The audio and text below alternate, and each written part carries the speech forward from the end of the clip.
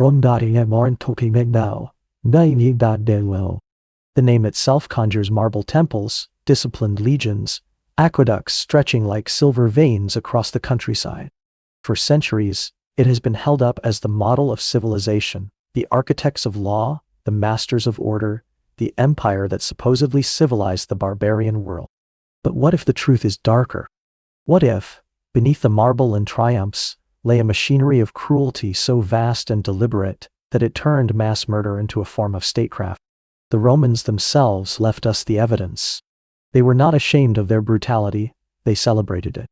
Historians, senators, and generals proudly inscribed massacres and exterminations into their records, parading atrocities as achievements that advanced both their careers and Rome's glory.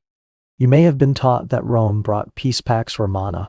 But what kind of peace is purchased with rivers of blood and entire cultures erased from existence? This was no accident of history, no unfortunate excess of conquest. Rome elevated terror into policy. Their doctrine was summed up in a chilling phrase: Oderant dum metuant, let them hate so long as they fear. These were not empty words. They were carved into the DNA of Roman warfare. Roman commanders understood that victory was not merely about defeating armies, it was about breaking entire peoples, body and spirit, until resistance itself became unimaginable. Consider their engineers, the same brilliant minds who built the Pantheon's dome and the Colosseum's arches. They devoted equal genius to designing siege machines, not only to breach walls but to prolong starvation, disease, and despair within them. Their jurists wrote laws that transformed whole populations into hostes humani generis, enemies of all mankind, a legal category that stripped human beings of rights, justifying any atrocity under the cloak of legality. To kill such people was not considered murder, it was duty. And here lies the most disturbing part: Rome's violence was not hidden. It was paraded down the Via Sacra, immortalized in monuments, woven into the very fabric of Roman pride. The more merciless the commander, the greater the triumph he was awarded in the capital. Their brutality was not a shameful secret, it was an institution, a ladder to power. Today, we will descend into the shadows of that empire. We will walk through cities burned to ash, hear the cries of nations ground into silence, and witness how Rome perfected systematic terror long before the 20th century ever coined the phrase, war crimes. These are not tales of rogue soldiers, but of an empire that built its glory upon bones. And it all begins with the city Rome hated most, the one it vowed not just to conquer, but to erase from the earth: Carthage. Picture yourself standing behind the massive walls of Carthage in 149 BC. The city is a shadow of its former power.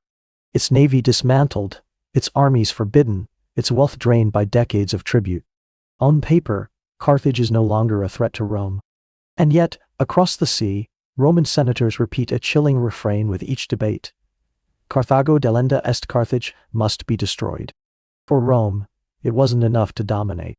Carthage had to vanish, not because it was dangerous, but because its very existence represented an alternative civilization, a rival vision of power, trade, and culture.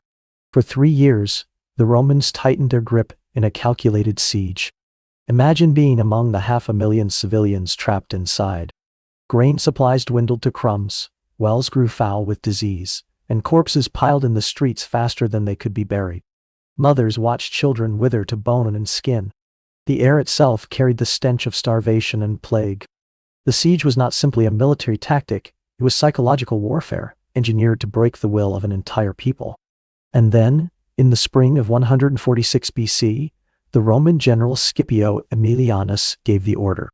His legions breached the walls, not as liberators, but as executioners. For 6 relentless days and nights, soldiers combed Carthage street by street, house by house. Families were dragged into the open, cut down in front of one another. Polybius, who witnessed the destruction, wrote of children killed before their parents' eyes, the elderly beaten to death with clubs, pregnant women ripped open. This was not a frenzy of battlefield rage, it was a systematic cleansing. The city had been divided into zones, each assigned to a legion, each tasked with the efficient removal of human life. The death toll reached staggering proportions: over 400,000 men, women and children, butchered in cold precision. But Rome was not finished. After the killing came the erasure. For 11 more days, engineers tore Carthage apart stone by stone. Temples that had stood for centuries were pulled down. Libraries, with scrolls recording generations of knowledge, were fed to the flames. Treasures were looted, art shattered beyond repair. When the smoke cleared, even the bones of Carthage's history were gone. Those who survived, perhaps 50,000 in all, met a fate crueler than death. Sold into slavery, they were stripped of even the fragile protections Roman law usually offered. Classified as deditici, they were human property without rights, disposable at a master's whim. And when the last stones were toppled, priests carried out rituals to curse the ground itself. The later tale that the earth was salted may be myth, but the intent was real. Carthage was not to rise again. In that moment, Rome revealed its philosophy of conquest. Victory was not measured by annexing territory. It was measured by annihilation, by making the very memory of a rival civilization vanish. But even as Carthage smoldered into dust, Rome's appetite for destruction was not sated. In the same year, across the Aegean, another great city awaited its turn, Corinth. The year is still 146 BC. Carthage lies in ruins, its people either slaughtered or chained in markets. But Rome was not content with one act of erasure. Across the sea in Greece, another city stood proud, Corinth, wealthy, cosmopolitan, and fiercely independent.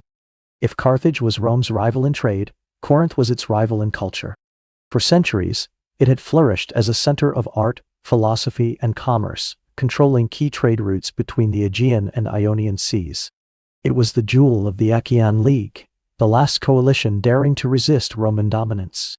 And for that audacity, it too was marked for destruction.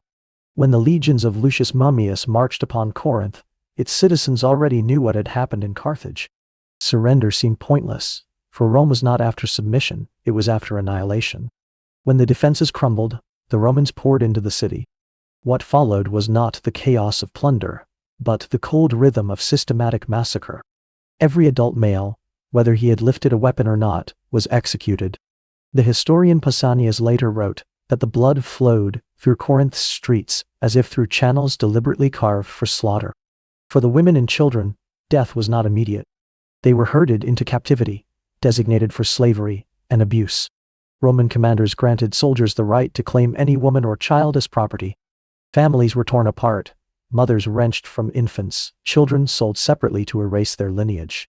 For weeks, survivors endured systematic degradation before being scattered across the empire, living reminders of what resistance to Rome would cost. But Rome's cruelty extended far beyond bodies. It reached into the very soul of Greek civilization. Corinth's legendary treasures, statues, paintings, manuscripts, were looted with a precision that resembled a state-run art theft. Priceless works of Greek masters were created and shipped to Rome, trophies that would adorn villas and temples as symbols of conquest. Those too fragile or too large were deliberately smashed, reduced to rubble for sport. Pliny the Elder later lamented that masterpieces of Greek art had been destroyed by soldiers using them as gaming boards. The destruction of Corinth's libraries struck a deeper wound. Centuries of philosophy, literature, and science vanished in the flames. To the Romans, this was not collateral damage, but a weapon, a way to extinguish the intellectual heritage that might sustain Greek pride. When the fires died, Roman engineers moved in. They treated the demolition of Corinth as an engineering project, toppling temples and civic buildings in calculated order, ensuring the city could never rise again. Religious rites followed, cursing the land just as they had done at Carthage. In 1 year, two great civilizations, Carthaginian and Greek, were crippled in body and spirit. The Mediterranean world received a lesson carved in smoke and ash. Rome did not merely conquer. Rome erased. And as the surviving Greeks bent the knee, another man in Rome would soon perfect this method of extermination, not just against cities, but against entire peoples. His name was Julius Caesar. Julius Caesar is remembered in popular imagination as a brilliant general, a reformer, a man whose name became synonymous with power itself. But before he was dictator of Rome, he was governor of Gaul, and there, between 58 and 50 BC, he built his career not on statesmanship, but on extermination. His conquest of Gaul remains one of the most systematic campaigns of mass killing in antiquity, designed not merely to defeat enemies, but to wipe entire tribes from the map. Caesar was ambitious. He sought glory, wealth, and political leverage to propel him into Rome's highest offices. And he understood that Rome rewarded not mercy, but terror. In his own commentaries on the Gallic War, Caesar coolly recorded the deaths of more than 1 million Gauls, and the enslavement of another million. These were not figures invented by critics. They came from Caesar himself, written as if slaughter were our sum. One of his earliest targets was the Helvetii, a tribe of nearly 368,000 who attempted a migration across Roman-controlled lands. Caesar intercepted them, and the outcome was devastating. Only about 110,000 survived. The rest, men, women, children, were cut down or forced into servitude. Caesar then turned on the Eburones after their leader, Ambiorix, dared to defeat a Roman legion. This time, extermination was not just a tactic, it was the order. For months, Roman forces hunted the Eburones with methodical persistence, burning villages, killing anyone they found, and scattering the survivors into oblivion. But perhaps the darkest chapter was written at Avaricum in 52 BC. The Gallic stronghold held around 40,000 civilians when Caesar's legions surrounded it. Even when the defenders offered to surrender, Caesar refused. He declared that Avaricum must serve as an example. When the walls finally fell, Roman soldiers did not simply storm the city, they cleansed it, street by street. For 3 days the killing continued. Infants, the elderly, the helpless, none were spared. Out of 40,000, only 800 survived, deliberately left alive to spread the story of Roman cruelty. Caesar's war was not only against bodies, but against culture. He targeted the Druids, the spiritual and intellectual backbone of Gallic identity. Sacred groves were cut down, temples desecrated, oral traditions silenced by killing their keepers. His legions turned cultural erasure into policy, dismantling the spiritual fabric of a people so they could not imagine resistance in the future. Slavery was the other face of Caesar's strategy. His campaigns became pipelines for Rome's slave markets. Entire communities were captured and sold, families split deliberately so that Gallic identity would dissolve across the empire. Roman quartermasters logged them not as human beings, but as numbers calculating how many units could be transported like cattle. In Gaul, Caesar transformed extermination into a science. Each massacre was a message, each enslavement a transaction, each destruction of culture a calculated step toward obliteration. And Rome rewarded him handsomely. His triumphs, his wealth, and eventually his dictatorship were built on the bones of those he annihilated. But what made Caesar's brutality truly chilling was its logic. He was not content to extinguish resistance in the present. He sought to ensure that no future generation would even have the memory or means to resist. It was not merely conquest. It was erasure disguised as destiny. The year is 30 BC. The last act of Rome's civil wars is unfolding, and with it, the death of an ancient civilization's greatest beacon of knowledge. Alexandria, the jewel of Egypt, the crossroads of commerce, science, and philosophy, stood as more than a city. It was an idea that wisdom itself could be gathered, preserved, and shared. Its great library housed between 400,000 and 700,000 scrolls, containing the works of mathematicians like Euclid, astronomers like Aristarchus, geographers like Eratosthenes, and countless others whose discoveries laid the foundation of human understanding. For centuries, scholars from Greece, Babylon, India, and Egypt met in its museum, debating, experimenting, advancing knowledge beyond the borders of any empire. But to Rome, Alexandria was not a sanctuary of wisdom. It was a threat. Octavian, soon to be Augustus, understood that as long as Alexandria remained the intellectual capital of the world, it offered a cultural counterweight to Roman dominance. And so, after defeating Mark Antony and Cleopatra, he moved to extinguish that flame. When Roman forces breached the city, they brought more than the sword. They brought systematic destruction. Thousands of Alexandrians, priests, scholars, and citizens were executed, not because they fought, but because they represented continuity of Egyptian independence. The survivors watched as soldiers looted treasures and piled scrolls into heaps, setting them ablaze to fuel their campfires. Priceless manuscripts, some carried from India, Persia, and Africa, turned to ash in the smoke-filled skies. What centuries of human inquiry had built, a few days of fire consumed. The losses went beyond books. Observatories were dismantled, instruments smashed. Laboratories and lecture halls, centers where medicine, mathematics, and astronomy flourished, were stripped bare and destroyed. Ancient medical schools that pioneered surgical techniques and pharmacology saw their libraries erased, cutting centuries of accumulated expertise from the record of humanity. Imagine cures, equations, or inventions that might have changed history gone, not by accident, but by design. The erasure of Alexandria was more than cultural vandalism. It was a declaration. Rome was remaking the Mediterranean, not as a network of civilizations, but as a single imperial order. And in that order, there could be no intellectual rival. Cleopatra's suicide, often romanticized in poetry, was in truth the final symbolic stroke, the extinguishing of the last pharaoh, the last remnant of Egypt's sovereignty, leaving behind only a province to be drained for Rome's grain. Modern historians call the fall of Alexandria one of the greatest cultural catastrophes in history. The destruction of its knowledge set human progress back by centuries. But to Rome, it was a triumph, a demonstration that not even ideas were safe from their empire. With Alexandria broken, Rome proved it could annihilate not only armies and nations, but memory itself. Yet if the flames of Egypt's wisdom shocked the ancient world, the inferno awaiting Britain would be fueled not by scrolls, but by blood. 60 years after Rome extinguished Alexandria, another fire threatened to consume the empire, this time not of scrolls, but of rebellion.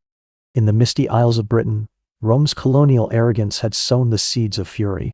When King Prasutagus of the Iceni tribe died, he left his kingdom jointly to his daughters and to Rome, hoping to safeguard his people. Instead, Roman officials seized everything. Queen Boudica, his widow, was flogged publicly. Her daughters were raped by Roman soldiers. A message had been sent. Britain was not an ally but a subject. Rome, however, underestimated how Britain would respond. Boudica rose in revolt, and with her, tens of thousands of tribesmen. The rebellion swept like wildfire. Roman settlements Camulodunum, Londinium, Verulamium were put to the torch. Statues of Nero were toppled, villas burned, legions ambushed. Ancient accounts described 70,000 Romans and collaborators slaughtered in the uprising. For a moment, it seemed Britain might cast off its chains. But Rome's vengeance was inevitable and merciless. Governor Gaius Suetonius Paulinus regrouped his legions and prepared not merely to defeat Boudica, but to annihilate the spirit of Britain. At the decisive Battle of Watling Street, his disciplined troops cut through the larger, but less organized Britons, leaving fields heaped with corpses. Tacitus claimed the death toll reached 80,000, a number so staggering, it speaks less of battle and more of massacre. The killing did not end on the battlefield. Rome unleashed systematic reprisals across the countryside. Villages suspected of sympathy were burned. Crops and livestock were destroyed, deliberately engineered famine designed to break resistance before it could be reborn. Sacred groves, where druids had gathered for centuries, were cut down and desecrated. Priests and spiritual leaders, the keepers of Britain's cultural memory, were executed en masse. This was more than punishment, it was cultural decapitation.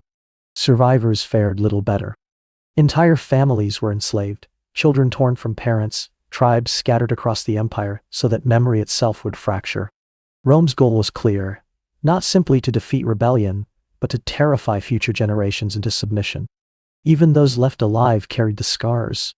Archaeological excavations reveal layers of ash across once thriving settlements, mass graves filled with women and children, evidence of the systematic terror Rome inflicted to cement its dominion.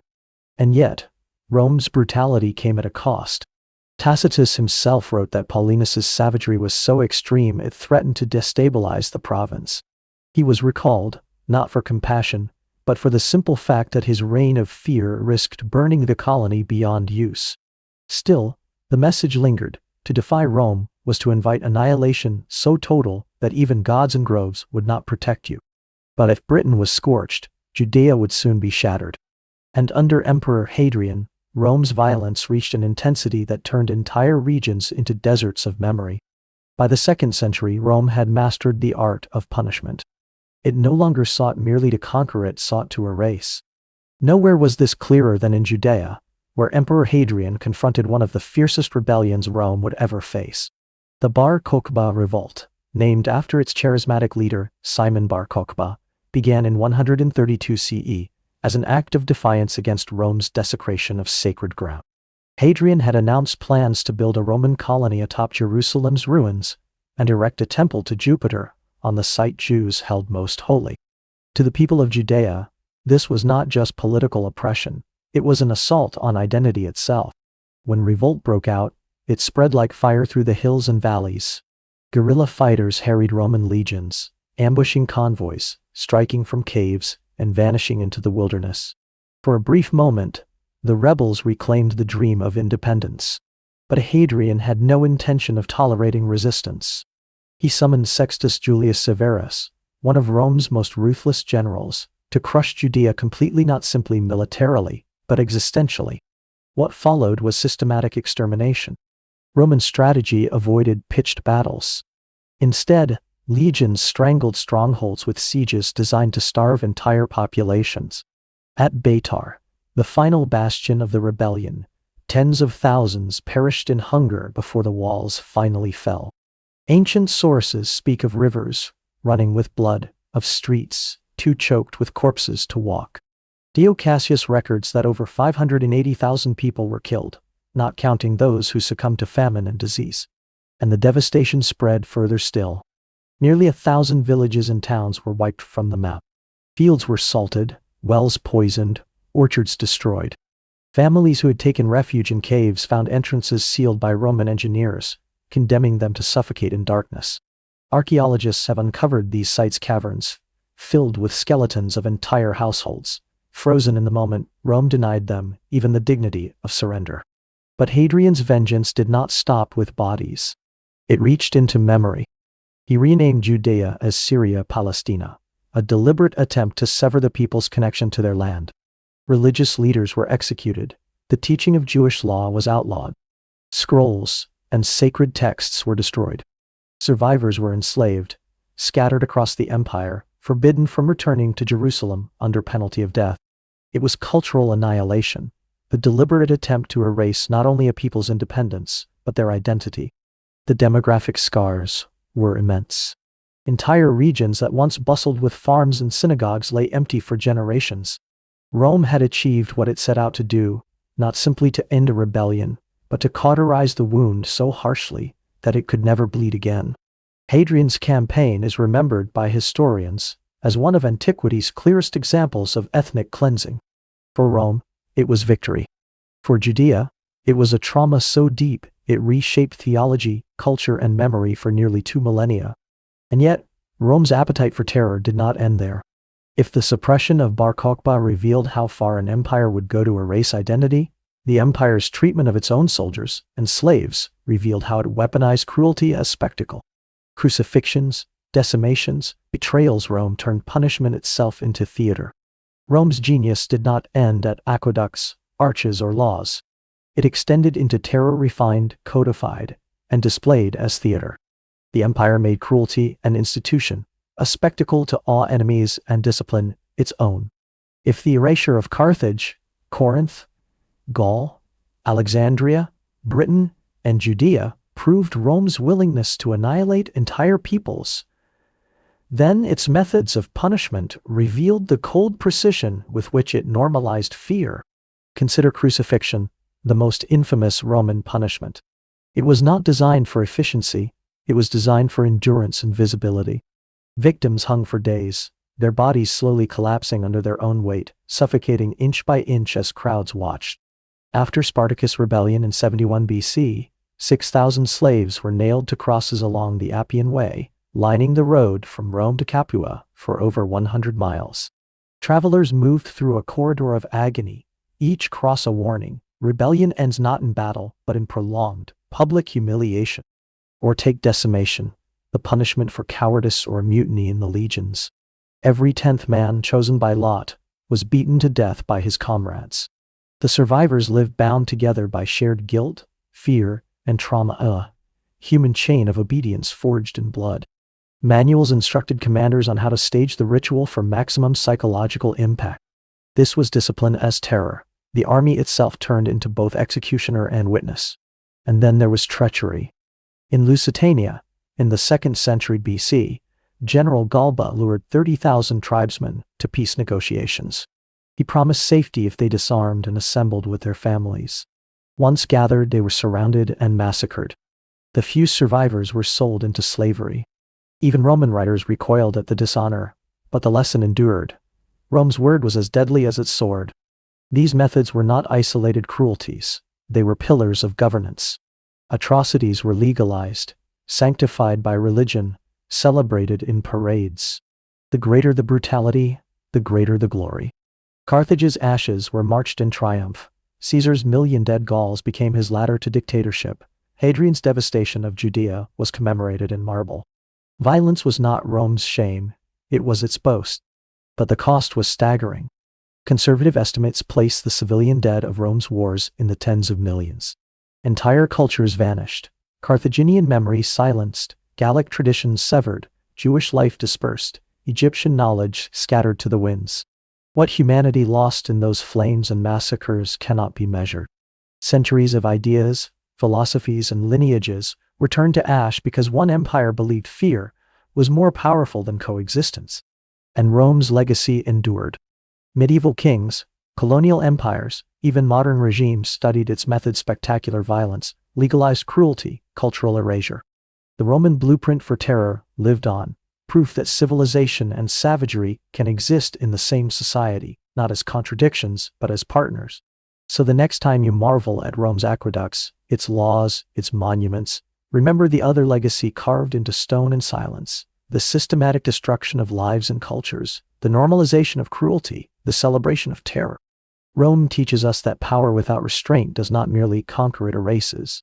And that lesson, unheeded, still haunts history.